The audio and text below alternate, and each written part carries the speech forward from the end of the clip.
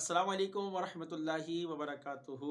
تمام دیکھنے اور سننے والوں کو اللہ پاک دونوں جہاں کی برکتوں سے مالا مال فرمائے۔ کسی نے کیا خوب کہا، خواجہ خواجگان معین الدین، فخر کون و مقام معین الدین۔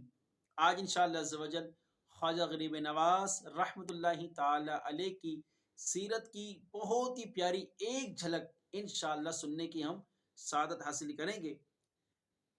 کتاب میں لکھا ہے کہ سن 545 ہجری سے لے کر 622 سن ہجری تک 77 سال کا اکثر حصہ خواجہ غریب نواز نے سفر میں گزارا۔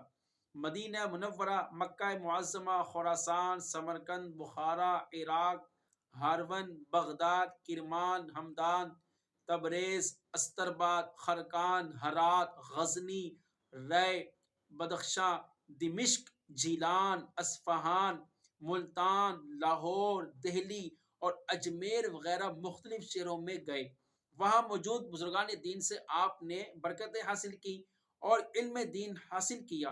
تقریباً 5 ماہ تک آپ بغداد میں پیروں کے پیر دستگیر شیخ عبد القادر جیلانی رحمت اللہ تعالی علیہ کی خدمت میں بھی حاضر رہے۔ خواجہ صاحب دین کے بڑے خدمتگار تھے۔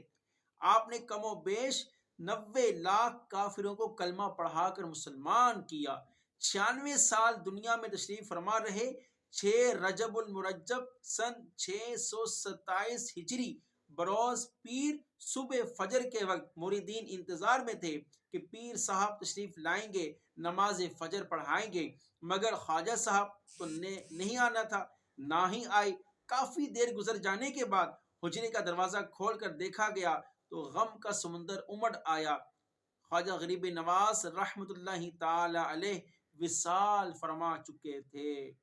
دیکھنے والوں نے یہ ایمان افروز منظر اپنی آنکھوں سے دیکھا کہ خواجہ صاحب کی نورانی پیشانی پر لکھا تھا، حبیب اللہ ماتا فی حب اللہ، اللہ اکبر، اللہ اکبر، یعنی اللہ کا محبوب بندہ محبت الہی میں وصال کر گیا۔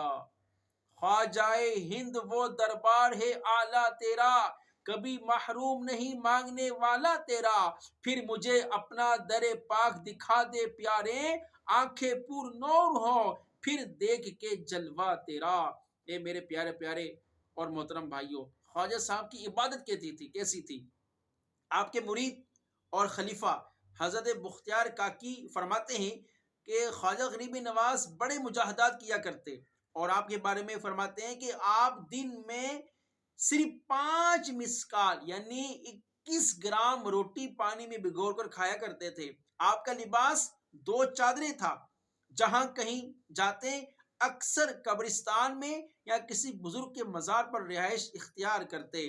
جس جگہ آپ کی شہرت ہو جاتی اس شہر کو چھوڑ دیتے۔ آخر رسول اکرم صلی اللہ علیہ وسلم کے حکم سے اجمیر تشریف لائے اور آخر تک یہی رہے۔ خواجہ صاحب ہند میں تشریف لائے تو اگرچہ اس وقت یہ علاقہ کفرستان تھا، اس کے باوجود خواجہ صاحب کے خدام 5 وقت اذان دیتے اور نماز باجماعت پورے اہتمام کے ساتھ کیا کرتے۔ اچھا پیارے بھائیوں، آپ کو ایک بڑی پیاری بات بتانے لگا ہوں۔ ہم قرآن سے کتنی محبت کرتے ہیں اور قرآن کی کتنی تلاوت کرتے ہیں، اور یہ اللہ والے کیسی کیسی تلاوتیں کیا کرتے تھے۔ خواجہ صاحب کے بارے میں لکھا ہے کہ آپ حافظ قرآن تھے۔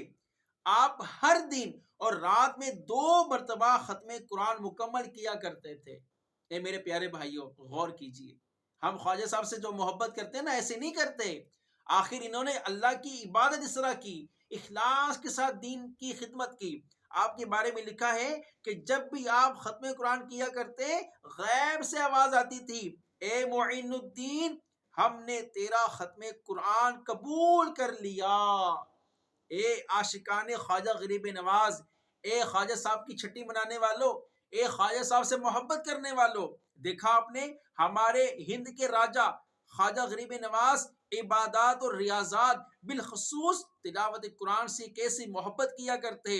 ہمارے ہند کے راجہ تو روزانہ 2 بار ختم قرآن کیا کریں، اور ہم عاشقان خواجہ کہلانے والے پورا سال بھی قرآن نہ دیکھ سکیں۔ یہ کیسا عشق ہے، یہ کیسی محبت ہے۔ خواجہ صاحب کے نقش قدم پر چلتے ہوئے روزانہ تلاوت قرآن کا معمول کیجئے اور اس کی برکتیں سمیٹیے۔ گھر میں تلاوت کرنی ہوتی ہے، رحمتوں کا نزول ہوتا ہے، بلائیں جاتی ہیں اور آفتیں دور ہوتی ہیں۔ تلاوت قرآن کا شوق پیدا کیجئے اور روزانہ خواجہ صاحب کا ایصال ثواب کے لیے کچھ نہ کچھ تلاوت قرآن کیجئے۔ اللہ تعالی ہمیں خواجہ صاحب کے صدقے نیک متقی پرہیزگار بنائے، آمین بجاہ النبی الامین صلی اللہ علیہ وآلہ وسلم۔